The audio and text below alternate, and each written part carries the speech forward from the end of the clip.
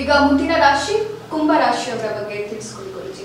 ಈಗ ಕುಂಭರಾಶಿ ಈ ವಾರದಲ್ಲಿ ಏನು ಫಲಾಫಲಗಳು ತಾಳೆಗರಿ ಮತ್ತು ಒಂದು ಕವಡೆಶಾಸ್ತ್ರದ ಮೂಲಕ ಏನ್ ಹೇಳ್ತಿದ್ರೆ, ಧರ್ಮದ ಕಾರ್ಯಕ್ರಮದಲ್ಲಿ ಹೆಚ್ಚು ಗೌರವ ದೊರಕುತ್ತೆ, ಧಾರ್ಮಿಕ ಕಾರ್ಯಕ್ರಮದಲ್ಲಿ ಹೆಚ್ಚು ತೊಡಗ್ತೀರಿ, ಮನೋರಂಜನೆ ಕಾರ್ಯಕ್ರಮದಲ್ಲಿ ಹೆಚ್ಚು ತೊಡಗ್ತಕ್ಕಂಥದ್ದು, ಆರ್ಥಿಕ ಸುಧಾರಣೆ ಆಗ್ತಕ್ಕಂಥದ್ದು, ನಿಂತು ಹೋದಂತಹ ಕೆಲಸಗಳು ಶುರುವಾಗ್ತಕ್ಕಂಥದ್ದು, ಮತ್ತೆ ಎಲ್ಲ ಶುಭ ಫಲಗಳು ಉಂಟಾಗ್ತವೆ.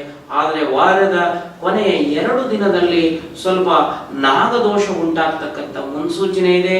ಏನಪ್ಪ ನಾಗದೋಷ ಸ್ವಾಮಿ ಅಂದ್ರೆ ನಾಗರಾಕಣತೆ ಅಂತ ಅಲ್ಲ, ಅಲ್ಲಿ ಆರೋಗ್ಯದಲ್ಲಿ ವ್ಯಥೆ ಉಂಟಾಗುತ್ತೆ.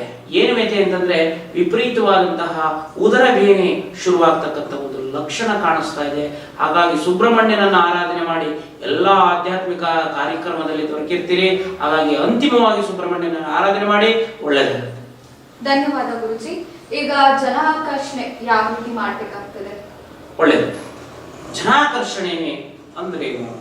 ನಾನು ಒಂದು ಅಂಗಡಿಯನ್ನ ಇಟ್ಟಿದ್ದೇನೆ, ನಾನು ಒಂದು ಹೋಟೆಲ್ ಅನ್ನ ಪ್ರಾರಂಭ ಮಾಡಿದ್ದೇನೆ, ನಾನು ಒಂದು ಸ್ಟುಡಿಯೋವನ್ನ ಪ್ರಾರಂಭ ಮಾಡಿದ್ದೇನೆ, ನಾನು ಇಂಥ ಒಂದು ಫ್ಯಾಕ್ಟರಿಯನ್ನ ಪ್ರಾರಂಭ ಮಾಡಿದ್ದೇನೆ. ಅಲ್ಲಿಗೆ ಏನ್ ಮಾಡಬೇಕು? ಜನ ಬರಬೇಕು, ವಿಪರೀತವಾದಂತಹ ಜನ ಬರಬೇಕು, ಒಳ್ಳೆ ವ್ಯಾಪಾರ ಹಾಕಬೇಕು ಅನ್ನೋದಾದ್ರೆ ಏನ್ ಮಾಡಬೇಕು ಅಂದ್ರೆ, ಪ್ರಥಮವಾಗಿ ನೀವು ಮಾಡ್ತಕ್ಕಂತಹ ಕಾರ್ಯ ಒಂದು